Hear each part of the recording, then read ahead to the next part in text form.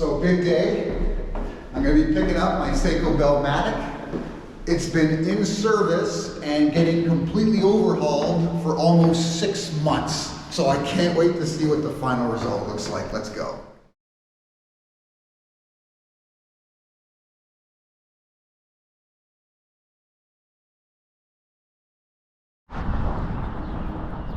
Just got off the bus. I got about a 10-minute walk to the watchmakers, and I'll see my watch for the very first time in 6 months after this complete overhaul.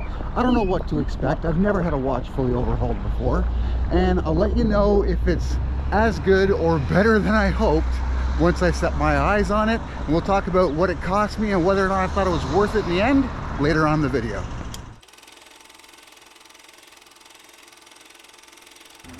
Part 2 of the Bellmatic review was supposed to be about taking a watch I won at auction that was in terrible shape but working and getting it back to looking new again.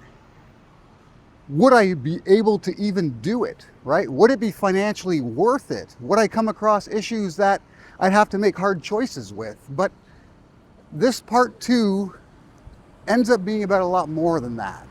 Okay? Something happened during this experience that kind of surprised me. I wasn't expecting it. And I want to get into why this watch is now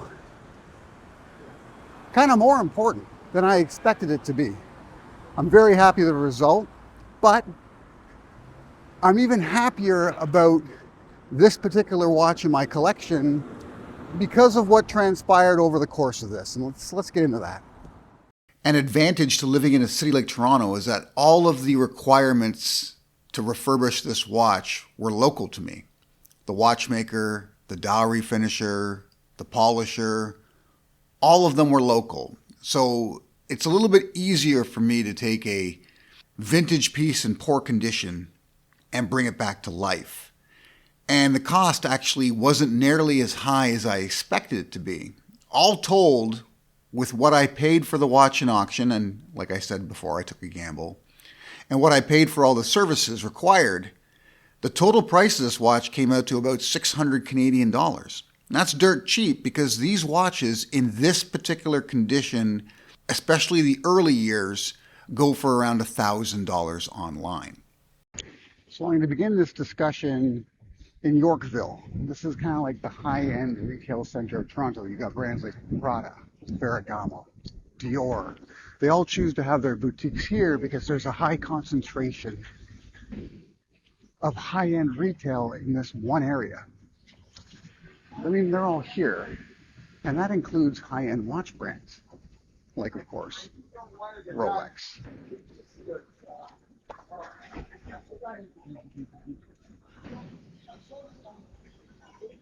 And what I want to talk about here is the intangible that helps determine a watch's value, and quite often that comes down to story, right? Again, for me, It's the story behind the brand or the story behind a specific watch. That's what makes the difference.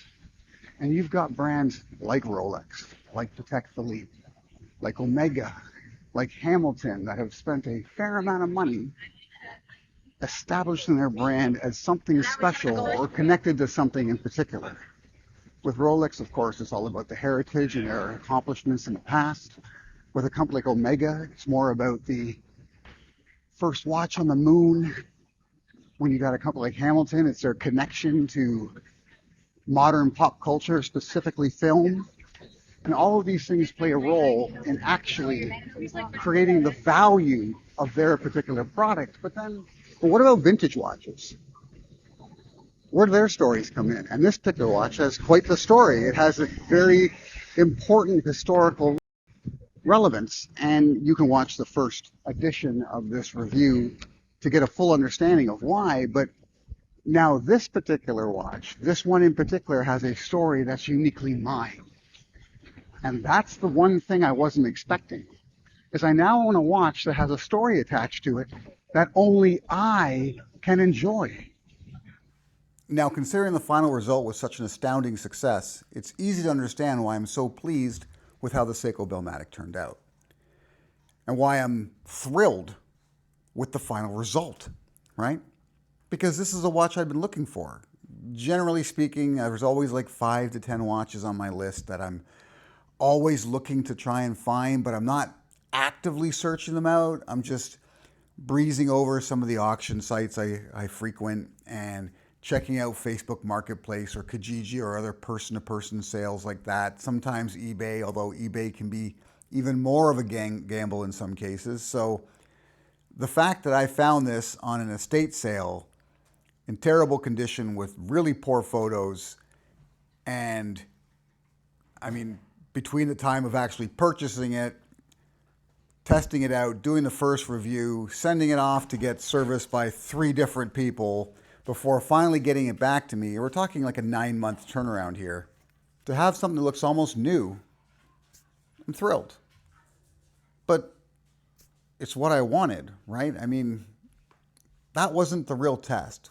Where this story kind of comes full circle, and the reason it really is a story, is because you never really know how well you succeeded when it comes to refurbishing a vintage watch until somebody else sees it. And in this case, the first person to really take a good look at it outside of those who had seen the process and know me well was a friend of mine who isn't really a watch enthusiast. He's not. He owns a couple of watches, but that's because they were passed down to him. He does actually have a vintage model. And of course he knows, what Rolex is and Omega and the like, but he hadn't seen my collection for quite some time, and I had him over and I thought, you know what, hey, I've changed a few watches in my collection. I think it'd be kind of cool to see what he thinks, what appeals to him. And he's actually in the market for a kind of a high-end watch right now, so he was interested in taking a look at what I had as well. And between all the watches I had, and currently I got about 9 watches, right? I'm actually going to up my collection to an 8-watch collection. It used to be a 6. If you follow the channel, you know that, but now it's an 8. And amongst those watches, he looked at all of them, and there's new and old alike, some in absolutely pristine condition. They look practically brand new. High polished models, vintage, divers. I got a little bit of everything. But amongst all those watches, the ones he picked out as his favorite was the Seiko Bellmatic. And I asked him why, what appeals to you about it? And he said, well, number one, he just loved the dial, that vintage look. And at the time, I had opened my case, the window was next to us, it was a bright sunny day, the sun was shining, and this dial really picks up the sunlight.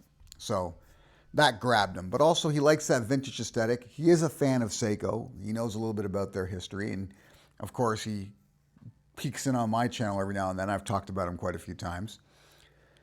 And it's just the one that appealed to him. He didn't know it was a Bellmatic. He didn't know it had an alarm. He just loved the look of it. The finished product appealed to him. And it's sitting side by side with, brand new Rado Captain Cook, like mint condition Rado. Practically a grand Seiko, right? The Seiko-matic. I have a review on the channel. You can check it out. But of all the watches, this is the one that grabbed him. And that's kind of like what cemented the story of this refurbishment. For me, that's what did it. It's the fact that I have blinders on, right? I knew what I wanted, and I made it into what I wanted it to be. But then to have a total stranger be impressed by what's sort of my creation, right? That was all the validation I required. Let me know if you got a story like that. Let me know if there's a watch that you kind of resurrected from the grave, because this one was just a couple of ticks away from done.